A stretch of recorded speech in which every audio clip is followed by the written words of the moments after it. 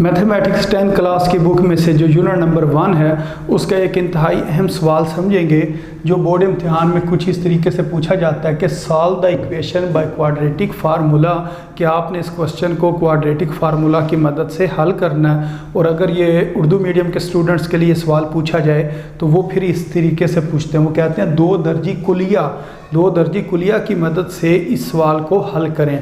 तो अब दो दर्जी कुलिया या क्वाड्रेटिक फार्मूला होता क्या, वो इस जगह पर मैं लिख देता हूँ। अगर हमारे पास स्टैंडर्ड फॉर्म के अंदर क्वाड्रेटिक इक्वेशन दी गई हो, मसलन ax square plus bx plus c is equal to 0 की फॉर्म में अगर हमारे पास कोई इक्वेशन दी गई हो, तो फिर हम x के जो जवाब होते हैं वो निकालने के लिए जो फार्मूला इस्तेमाल करते हैं वो क्वाड्रेटिक फार्मूला इस तरीके से लिखा जाता है, x is equal to minus B, फिर हम लिखते हैं प्लस माइनस, फिर बनाते हैं स्क्वायर रूट और स्क्वायर रूट में लिखते हैं बी स्क्वायर, फिर minus 4ac divided by 2a।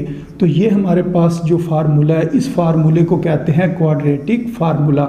और अगर इसके अंदर मैं थोड़ी सी चेंजिंग कर दूं ताकि जिस टाइम हमने क्वेश्चन इस फार्मूले से हल करना है तो हमारे लिए आसानी हो, तो आपने याद रखना है ये जो b लिखा है इसके साथ आप क्या करें, ब्रैकेट बना लें। और इसी तरह ये b है, इसके साथ भी आप एक ब्रैकेट बना लें, a के साथ भी ब्रैकेट बना लें और c के साथ भी ब्रैकेट बनाएं और इसको ब्रैकेट में लिखें। और इसी तरह ये जो a है इसको भी ब्रैकेट में लिख लें। इस तरह लिखने से आप जब क्वेश्चन हल करेंगे तो वो जो वैल्यूज़ पुट करेंगे तो आपको बड़े आसानी से ये क्वेश्चन हल करने में मदद मिलेगी, गलती होने का जो चांस है वो काफ़ी हद तक कम हो जाएगा। तो सबसे पहले ये जो क्वेश्चन दिया गया हम चेंज करते हैं स्टैंडर्ड फॉर्म में। तो स्टैंडर्ड फॉर्म के मुताबिक सबसे पहले एक्स स्क्वायर वाली टर्म आनी चाहिए। तो ये जो लिखा है ना 5x स्क्वायर, इसको हमने पहले नंबर पर लिखा। ये जो 9x है प्लस में, ये दूसरी तरफ जाकर माइनस 9x हो जाएगा। और ये जो प्लस 2 है इसने दूसरी तरफ जाकर क्या हो जाना, -2 हो जाना। अब इधर इज इक्वल टू 0 आएगा क्योंकि इधर सारी ये टर्म्स हम दूसरी तरफ ले गए हैं, तो इधर कोई टर्म नहीं बची है। तो ये किसके बराबर है जी, 0 के बराबर है। अब आपकी मर्ज़ी है कि इज इक्वल टू 0 इधर लिखें या इस साइड पर लिख लें, तो दोनों तरफ हम इस 0 को लिख सकते हैं और इसके यानी कि इक्वेशन के ऊपर कोई फ़र्क नहीं आएगा। तो हमने 0 इधर लिखने के बजाय इस साइड पर लिख लिया।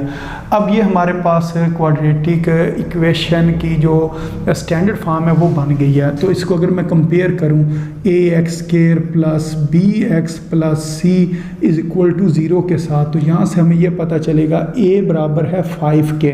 तो इधर हम लिख देते हैं a बराबर 5 के है। और उसके बाद b ये याद रखना है ये -9 के बराबर है। ये अगर आपने खाली लिख दिया ना ये 9 के बराबर है तो आपका क्वेश्चन गलत हो जाएगा। तो b की वैल्यू किसके बराबर है, -9 के बराबर है। ये आपने गलती नहीं करनी है, माइनस वाली जो गलती है। फिर इसी तरह जो c है वो किसके बराबर है, -2 के बराबर है। तो इधर आपने लिखना है कि c किसके बराबर है, -2 के। अगर आपने लिख दिया ना 2 के बराबर है तो फिर हमारा ये क्वेश्चन गलत हो जाएगा। इस तरह ये हमने a b और c की वैल्यूज़ जो है ना वो कंपेयर करके लिख लिया। अब ये जो फार्मूला है इसको हम दोबारा लिखते हैं, x is equal to minus B और फिर लिखेंगे प्लस माइनस, फिर बनाएंगे स्क्वायर रूट, फिर b का स्क्वायर माइनस 4ac और फिर ये ब्रैकेट यानी कि डिवाइडेड बाय की आपने लाइन लगानी है। ये याद रखना है -b के नीचे भी ये लाइन होनी चाहिए। बच्चे क्या करते हैं कि इधर तक ये लाइन लगाते हैं, यहाँ से शुरू करते हैं। आपने ये शुरू से लगानी है -b के भी नीचे और इधर क्या आ जाएगा 2a। अब हमने वैल्यूज़ पुट करनी है। तो सबसे पहले हम वैल्यूज़ पुट करेंगे जी b की कितनी वैल्यू है, -9। इधर हम लिखेंगे -9। अब अगर आप देखें इस जगह पर हमने ब्रैकेट ना लगाई होती तो फिर आपने इसको इस तरह लिखना था कि माइनस और -9, तो फिर गलती होने का चांस हो सकता था। तो ये अगर इस जगह पर ब्रैकेट लगी होगी तो फिर पहले हम वैल्यूज़ पुट कर लेंगे, उससे नेक्स्ट स्टेप में उसका आंसर लिख लेंगे। अब दोबारा लिखेंगे प्लस माइनस, अब इधर दोबारा लिखेंगे -9 का स्क्वायर। तो उसके बाद इससे जो अगली टर्म है वो क्या लिखिए, -4, फिर a किसके बराबर है, 5 के बराबर है, इधर लिखेंगे। और c किसके बराबर है, -2 के बराबर है, उसको हम इस जगह पर लिख लेंगे। अब ये हम डिवाइडेड बाय की लाइन लगाते हैं, 2 और a किसके बराबर है, 5 के बराबर है, इधर हमने 5 लिख लेना। अब ये हमारे पास जो इसका आंसर आएगा minus minus plus, 9 plus minus और फिर ये माइनस ख़त्म हो जाएगा, क्योंकि ब्रैकेट के अगर दरमियान में माइनस लिखा हो ना और ऊपर पावर कितनी लिखी हो, 2 लिखी हो, 4, 6 यानी कि इवन लिखी हो, जिसे जुफ्त कहते हैं, तो वो माइनस ख़त्म हो जाए। तो उसकी वजह ये होती है कि -9 की पावर 2 का मतलब है इसको 2 टाइम्स लिखें, -9 तो माइनस माइनस क्या हो जाता है, प्लस हो जाता है, और 9 × 9 वो कितना होता है, 81 होता है। तो इसका ये माइनस ख़त्म हो जाएगा और इसका आंसर कितना आ जाएगा, 81 आएगा। फिर ये माइनस माइनस प्लस, और अगर मैं 4 को 5 से मल्टीप्लाई करूं कितना आ जाएगा, 20, और 20 को अगर मैं 2 से मल्टीप्लाई कर दूं तो कितना हो जाएगा, 40 हो जाएगा। तो इसका मतलब इसका जवाब कितना आ गया, 40 आ गया, +40। अब ये स्क्वायर रूट इधर से मैं इधर तक ही बनाए रखता हूँ, उसके बाद 2 को 5 से मल्टीप्लाई करेंगे तो 10 आंसर आ जाएगा। तो x = +9 प्लस माइनस, और ये कितना हो गया, 121 हो गया। 81 में जब 40 को ऐड करेंगे 121 / 10। अब इसके बाद इधर ज़रा जगह कम है, मैं इस जगह पर इसको हल कर देता हूँ।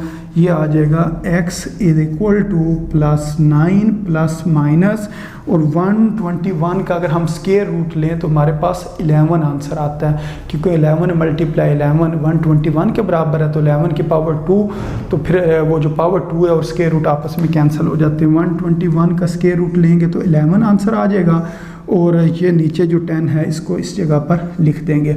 अब यहाँ से हमने 2 इक्वेशंस बनानी है, एक प्लस वाली और एक -1। एक बार हम लिखेंगे +9 और +11 / 10, और एक बार हम लिखेंगे +9 -11 / 10। तो यहाँ से इसका जवाब आ गया 20 / 10, तो यहाँ से इसका जवाब कितना आ गया, 2 आ गया।